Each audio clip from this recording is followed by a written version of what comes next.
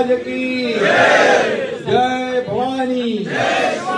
धर्मवीर छत्रपती संभाजी महाराज की सगळ्यांना मनापासून खूप खूप शुभेच्छा।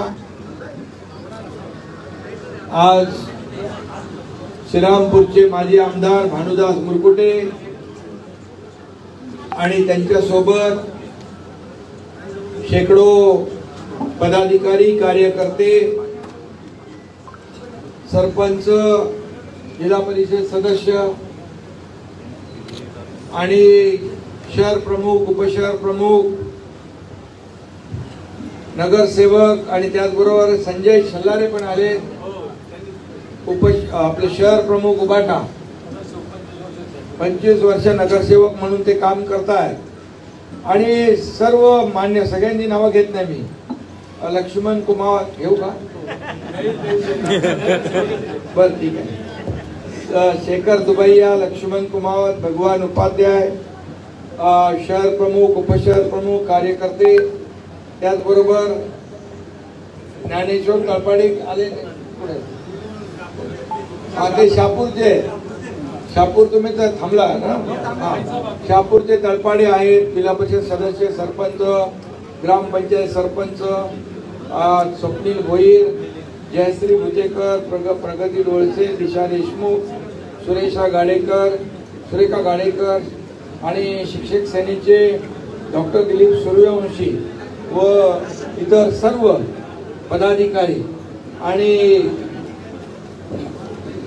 सर्व कार्यकर्ते बांधव भगिनी आणि सगळेच ज्यांनी प्रवेश केला ते सगळे शिवसैनिक, मी आपल्या सगळ्यांचं मनापासून या ठिकाणी स्वागत करतो। इथं आपले लोखंडे साहेब आहेत, भाऊसाहेब आहेत, सर्व पदाधिकारी धनंजय वगैरे सर्वजण या ठिकाणी उपस्थित आहेत, कल्पगारे आहेत आणि मी सगळ्यांचं मनापासून आज शिवसेनेमध्ये प्रवेश करतो। भानुदास मुरकुटे यांचा नातू कुठे गेला?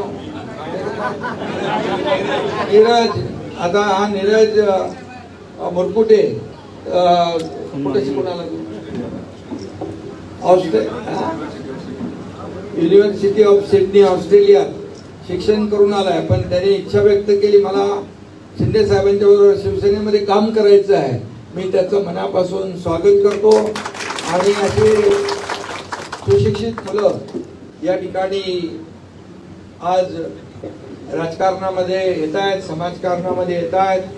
खऱ्या अर्थाने ही समाजाची आणि काळाची गरज आहे आणि म्हणून मी आपल्याला एवढंच सांगतो की याचं उदाहरण मुद्दाम मी दिलं कारण आपल्या खासदार डॉक्टर श्रीकांत शिंदे यांना देखील आदरणीय प्रधानमंत्री मोदीजींनी 4 देशाचा दौरा दिला होता आणि ऑपरेशन सिंदूर आणि भारताची भूमिका काय आहे आणि पाकिस्तानचा खरा दहशतवादी चेहरा उघडा करण्यासाठी या ठिकाणी शिष्टमंडळ गेलं आणि असे 6 शिष्टमंडळ या ठिकाणी मोदीजींच्या मार्गदर्शनाखाली गेले आणि एका शिष्टमंडळाचं नेतृत्व तुझ्यासारखाच खासदार डॉक्टर श्रीकांत शिंदे यांनी केले। अतिशय यशस्वीपणे या ठिकाणी त्या देशांना आपल्या भारत देशाला समर्थन करण्याची विनंती केल्यानंतर त्या 4-5 देशांनी या ठिकाणी भारताला पाठिंबा दिला आणि पाकिस्तानला विरोध केला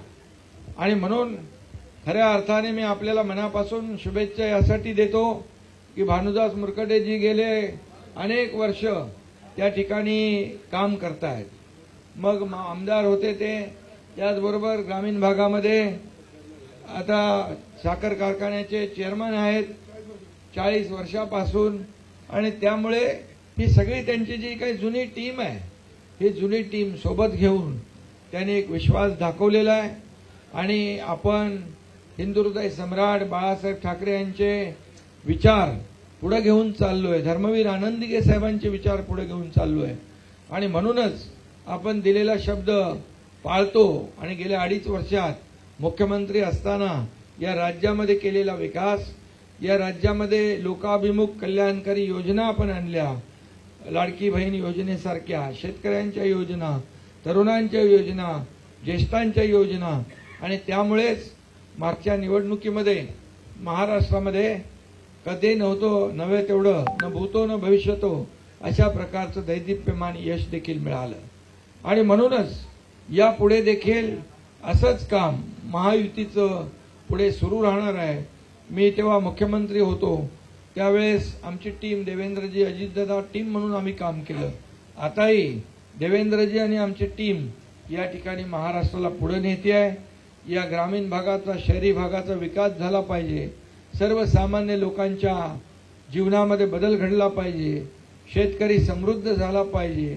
शेतकऱ्याला चांगले दिवस आले पाहिजे आणि सर्वसामान्य माणूस या ठिकाणी मुख्य प्रवाहात आला पाहिजे. या राज्याचा विकास, या राज्याची प्रगती या ठिकाणी झाली पाहिजे. या राज्याची समृद्धी झाली पाहिजे. पूर्वीचं भानुदासजी सरकार होतं, स्थगिती सरकार होतं. आता आपलं स्थगिती सरकार नाही, आपलं प्रगती सरकार आहे, आपलं समृद्धी सरकार आहे, आपलं विकासाचं सरकार आहे. आणि म्हणूनच आपण पाहताय की या ठिकाणी आता महायुतीची दुसरी इनिंग सुरू झालेली आहे. आणि म्हणूनच महायुती आपण प्रचंड अतिशय मोठं यश मिळालं. आता तुमच्यासारखे कार्यकर्ते पदाधिकारी आल्यामुळे आणखी शिवसेना बळकट होईल आणि शिवसेनेची ताकद तुमच्या पाठीशी उभी राहील. आणि मला वाटतं स्थानिक स्वराज्य संस्थांच्या ज्या निवडणुका पुढे येत आहेत त्या देखील आपल्याला अशा जसं आपण विधानसभेच्या जिंकल्या तशाच निवडणुका या स्थानिक स्वराज्य संस्थेच्या देखील आपल्याला जिंकायच्या आहेत. आणि त्यासाठी आता ही कार्यकर्त्यांची निवडणूक होणार आहे. आता नेत्यांची निवडणूक झाली आहे. आता जिल्हा परिषद आहे, पंचायत समिती आहे, नगरपालिका, नगरपंचायत, महापालिका हे कार्यकर्त्यांच्या निवडणुका असतात.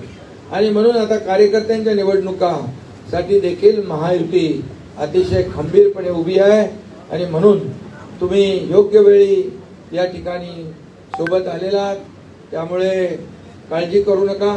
तुमची पिढी पण आली आहे आणि तुमच्या नातवाची पिढी पण आली आहे. त्यामुळे आता एक ज्येष्ठही आहे तिथं सभागृहामध्ये आणि तरुणही लोक आहेत. आणि त्यामुळे आज अशा प्रकारचं जे काही प्रवेशाचं हे आपण निर्णय घेतला तो खऱ्या अर्थाने या राज्याला पुढे नेणारे कोण आणि या राज्याला मागं खेचणारे कोण, काम करणारे कोण आणि कामामध्ये खोडा घालणारे कोण हे आपण ओळखलं. कारण लाडकी बहीण योजना देखील आपण अशी पाहिली. त्यावेळी देखील अनेक लोक म्हणाले हे लाडकी बहीण योजना काय होणार नाही आणि कोणी याच्यावर विश्वास ठेवू नका. पण तुम्हाला माहित आहे एकनाथ शिंदे दिलेला शब्द पाळतो. एकदा शब्द दिला की मागे फिरणे नाही. आणि म्हणून बाळासाहेब नेहमी सांगायचे शब्द देताना 10 वेळा 100 वेळा विचार करा. एकदा शब्द दिला की पुन्हा माघारी नाही. आणि म्हणून दिलेला शब्द लाडकी बहीण योजना जी आहे ती कधी बंद होणार नाही. कोणी किती काही खोटं नाटं आरोप केले, कोणी किती अफवा पसरवल्या तरी सुद्धा आम्ही दिलेलं जे काही वचननामा आहे तो टप्प्याटप्प्याने आपण पुढे नेऊ. कारण प्रिंटिंग मिस्टेक म्हणणारे आमचं महायुती सरकार नाही. भानुदासजींना खूप माहित आहे अगोदर काँग्रेस आणि सगळं, पण त्यांना माहित आहे आणि त्यांना हेही माहित आहे आता काम करणारे कोण आहेत, विकास करणारे कोण आहेत, सर्वसामान्यांच्या अडचणीत धावून येणारे कोण आहेत. आणि म्हणूनच आपण घेतलेला निर्णय अतिशय योग्य आहे. आणि म्हणून तुमचं मी स्वागत करतो.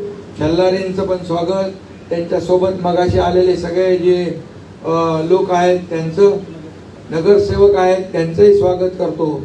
आणि खास करून नीरज आपला त्याचं स्वागत करतो. एक तरुण पिढी ऑस्ट्रेलिया ते अहिल्यानगर असा प्रवास झालेला त्याला.